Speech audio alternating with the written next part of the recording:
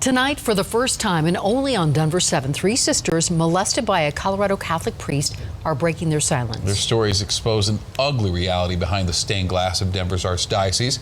And it comes less than a month after a special investigation into Colorado's Catholic Church that found at least 166 children sexually abused by 43 different priests since the 1950s. And these sisters are courageously talking to Chief Investigative Reporter Tony Kowaleski, hoping their story inspires others to come forward. My name is Kate Stover, and I was molested by Father White. My name is Carol Clear, and I was molested by Father White. My name is Marcia Stover, and I was molested by Father White. Three sisters now talking about the painful memories they've all kept inside since they were little girls. The abuse and the trauma that I had from Father White, my body, my brain has blocked out. All three raised as devout Catholics. You know, the priest is standing, I'm 10, he's looking down at me. I'm doing what I'm told. He takes me up to the rectory and takes me downstairs and stands behind me and rapes me. Their report cards and their grade school pictures, memories of their days of Catholic school at this church in Loveland. I recall vividly being in a bathroom stall of the girls' restroom at school and Father White in the stall with me. I was huddled in the corner and he forced me to have oral sex.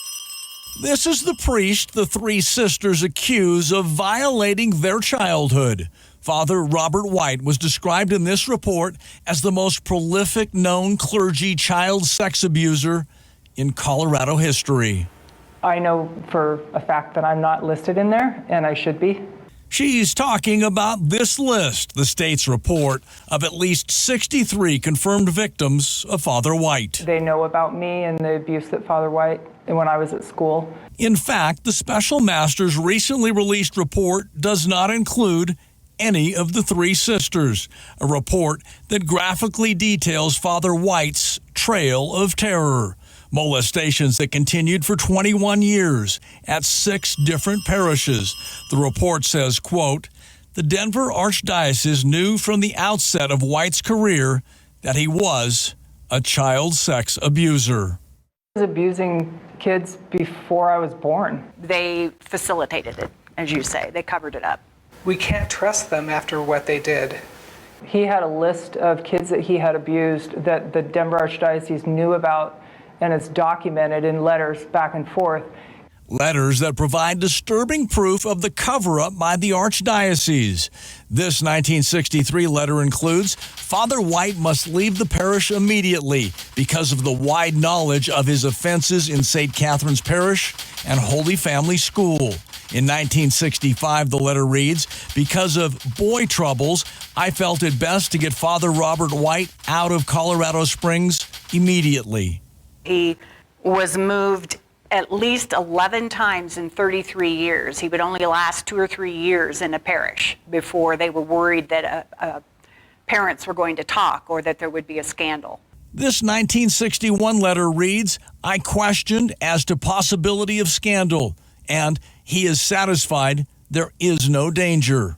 Perhaps most disturbing for these three sisters, this 1968 letter about Father White at St. Anthony's in Sterling, a letter that includes, the parish would be better off without Father White.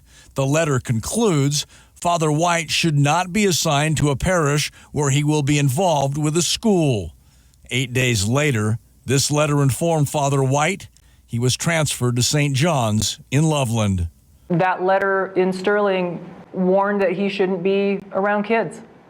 And yet they sent him to a school where we were, and he abused us. So could they have stopped that? Absolutely. The Special Master's report strongly criticized Denver's Archdiocese for its handling of Father White. It reads, the Archdiocese never did a thorough and independent investigation, never voluntarily reported him to police, was frequently dishonest with his victims, and it concludes, Father White's file reveals that broad, deep, and permanent harm to children was the consequence. Which brings us back to Kate, Carol, and Marcia. I wanted to use a stronger word than molested. Like rape. That sounds too soft. Just seconds after those introductory comments about Father White, possibly the interview's most telling moment, all three deciding to send an even stronger message. I'm Carol Clear, and I was sexually assaulted and raped by Father White.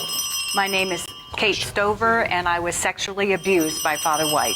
My name is Marcia Stover, and I was raped by Father White. Disgusting. Those poor women. Chilling. So what is Denver's Archdiocese saying about all this? Well, and the Archbishop specifically mentioned Father White when he issued that blanket apology about the abuse last month. And a couple other notes for you.